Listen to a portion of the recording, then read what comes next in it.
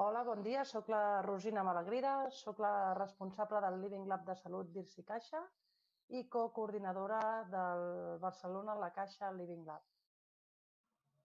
El tipus d'activitats que dinamitzem, nosaltres ho anomenem que som un think tank per totes les organitzacions que participen, centres de recerca, administracions, i una d'elles és, per exemple, l'Ajuntament de Barcelona, amb el qual, juntament amb la Fundació La Caixa i un centre de recerca de Barcelona que es diu Is Global, hem creat el que li diem el Barcelona La Caixa Living Lab.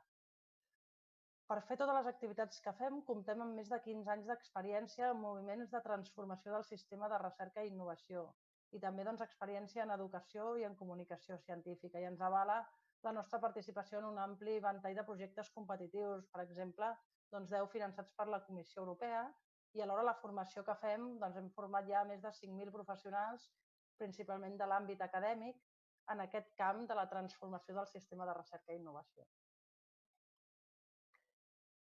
Al Living Lab de Salut som un espai de reflexió estratègica, d'aprenentatge mutu entre els participants, d'exploració i de cocreació tant de coneixement com d'altres tipus de solucions, on participen una àmplia diversitat d'actors.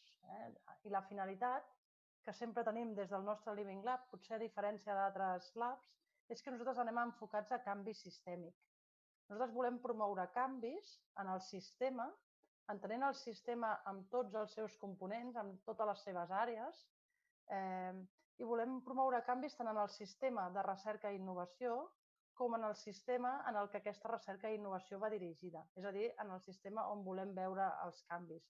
I tot això ho fem per quan veiem que en un sistema hi ha un problema que no acabem de resoldre i veiem que aquest problema és complex i que no acabem de tenir l'impacte que voldríem. Us poso un exemple. Per exemple, estem treballant amb la promoció de dietes saludables i sostenibles.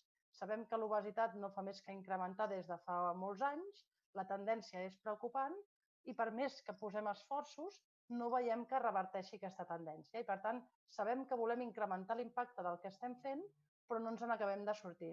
Doncs en aquests casos creem ecosistemes multiactor perquè conjuntament explorem com promoure canvi sistèmic per millorar l'impacte de les solucions existents. En quines accions concretes ha tingut impacte la Covid-19? Bé, la Covid-19 ens ha obligat a deixar de fer tot el que era la nostra essència, que eren els tallers presencials. Nosaltres habitualment els fèiem a Cosmocaixa i ja teníem uns espais que ens funcionaven molt bé i la gent estava molt acostumada a venir als nostres tallers en aquests espais. També de vegades els fèiem en localitats de l'Ajuntament de Barcelona. Això ha quedat totalment suspès de moment, cancel·lat, però el que hem fet és reinventar-nos i aleshores ens hem reinventat per fer tallers online. I la veritat és que estem veient que té avantatges, però també té desavantatges, evidentment, però també en té d'avantatges d'alguns tipus d'actuacions que pots fer online i que presencialment es dificulten. O sigui que, per una banda, ens ha creat problemes, però per altra ha sigut una oportunitat per poder incorporar persones que de vegades no podien venir perquè estaven lluny o perquè no tenien tant de temps i d'aquesta manera optimitzen molt més el temps fent-ho de manera virtual.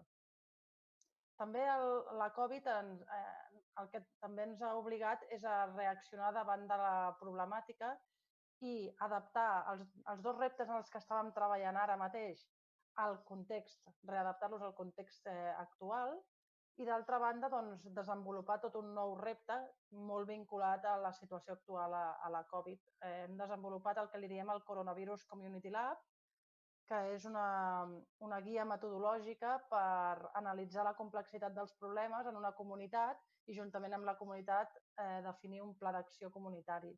I l'hem desenvolupat juntament amb Fundació La Caixa i està penjat a la pàgina web. Si poseu al Google Coronavirus Community Lab ho podreu trobar. Com serà la societat del futur des de la perspectiva dels Living Labs?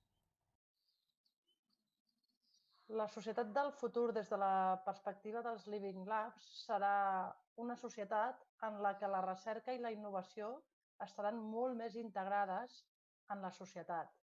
Ara mateix, diguéssim que fer recerca i fer innovació és un luxe que es poden permetre una part molt petita de la població. Al futur, la recerca i la innovació estaran molt més integrades en els processos de transformació que duen a terme tot tipus de comunitats. De manera que la innovació es donarà en ecosistemes multiactor de gent que fa i gent que no fa recerca i innovació.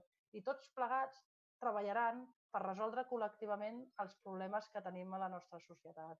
D'aquesta manera, els canvis seran molt més participatius, inclusius i col·laboratius. I d'aquesta manera seran molt més sistèmics, és a dir, tindran molt més en compte les necessitats de tots els diferents actors, incloent diferents disciplines científiques, però també diversitat d'actors de la quàdruple hèlix.